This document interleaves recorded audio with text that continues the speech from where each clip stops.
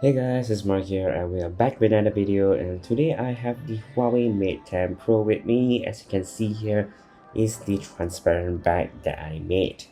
And so to know more about why the bag is transparent, you can go check out the previous video I have posted, or you can click on the icon above so you can go check it out. So without further ado, let's get it started.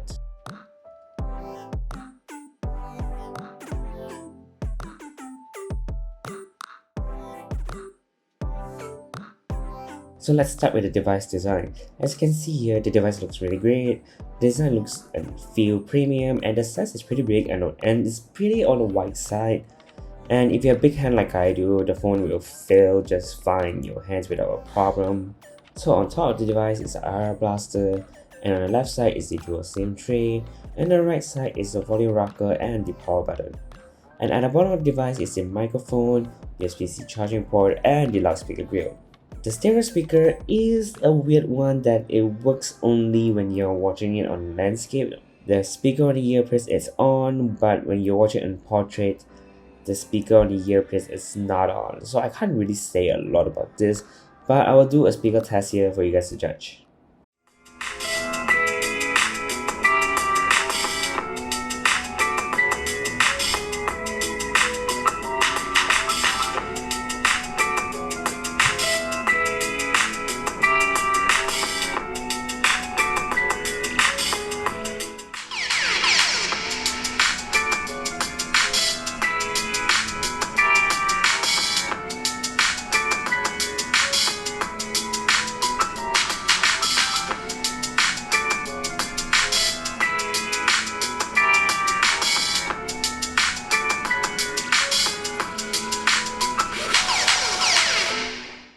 The device is running on Android 10, which is pretty latest on the air, and I doubt it will get an Android 11.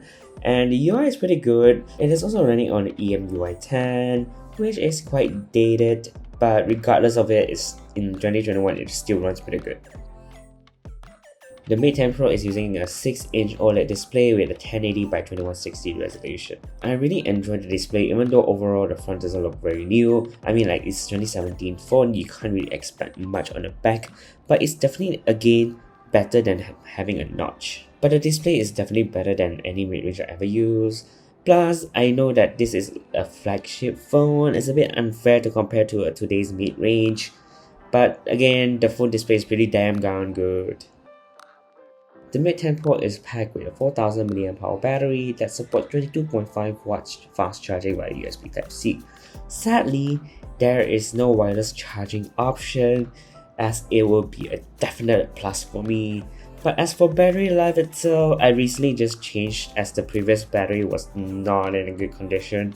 But for a newly battery replaced, it's definitely working better than I expected, and I could actually get almost a day out of the battery even though watching video non-stop. I noticed 5% drop in around 30 minutes, so which is honestly pretty great. The Mate 10 Pro is running on Kirin 970, which is still pretty great in 2021. The variant I have is 128GB of storage with 6GB of RAM, and the device is using in UFS 2.1, which is great.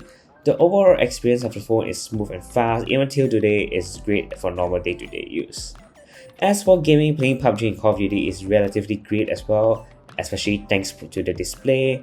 But it is set to the medium, which is really great. On the plus side, the display is really good. It helps to enhance the gaming experience. The phone does feel warm, but that's the only thing when you play like one round of a Call of Duty, or even the first few minutes you can feel the heat, but it's not that super hot. Well, with the Genshin Impact, it's playable-ish, but sometimes you'll notice the lag here and there, but it's still playable even though it's running on low settings. The Mate 10 Pro features a 12 megapixel with f-stop of 1.6 and also a 20 megapixel with black and white camera. The photo taken on the camera is pretty damn good, and you may not have the ultra or the telephoto, or maybe the useless macro lens, but the photo result comes out really great and better than most mid-range phone I come out with. And the best part of it is comes with OIS, which is a great plus. Other than that, I really enjoy using the camera during the day or even at night.